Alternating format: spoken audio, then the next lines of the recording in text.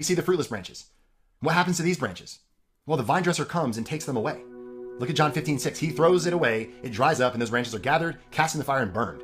Simply, that is drastic judgment by God on false believers. These people have no fruit. But we ask the question, doesn't every Christian have fruit? And I would say yes, every Christian has fruit. That's how you know you're a Christian. So then we ask, well, what is fruit? Fruit is righteous attitudes, it's righteous longings, it's righteous desires, righteous affections, it's righteous virtues, it's righteous behaviors. That is what is produced when you truly follow Jesus. That is what is manifested in your life when Jesus takes over the wheel. Where the life of God exists, the fruit must be there. Look at Ephesians 2:10. For we are his workmanship, created in Christ Jesus for good works, which God prepared beforehand that we should walk in them. We were saved by grace through faith for what? Good works. It can't not be that way.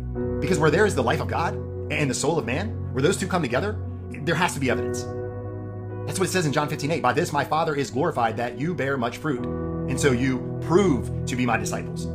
Guys, a true disciple bears much fruit. And I didn't say this, Jesus did. And you remember, it was James who wrote, faith without works is what? It's dead. It's a useless claim. The only way you know faith is real, that your salvation is real, is by evidence.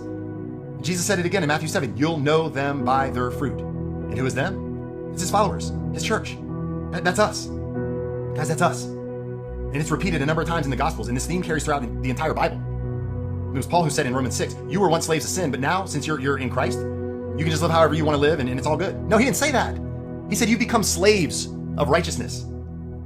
So we know there's no denying that we're known by our fruit.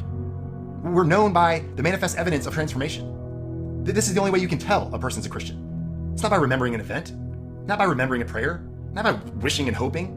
The way you know someone has been transformed and regenerated and born again is because the fruit of righteousness is manifested in a person's life. And I'm not saying it's perfection, but it's a dominating direction.